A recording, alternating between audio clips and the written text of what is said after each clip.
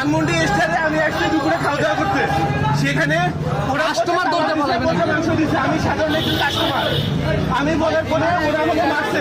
উনি বলেছিল কাবাবে গন্ধ, তো কাবাবে গন্ধ বলার পর অন্যান্য টেবিলে যারা কাবাব খাচ্ছিল তারা সবাই বলেছিল যে কাবাবে, হ্যাঁ কাবাবে গন্ধ আছে।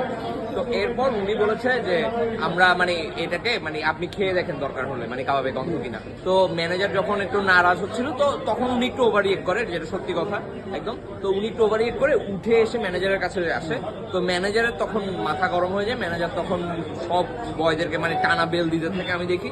তো তখন দেখি সব বয়রা জড়ো হয়ে তখন হচ্ছে উনার গায়ে হাত তুলে।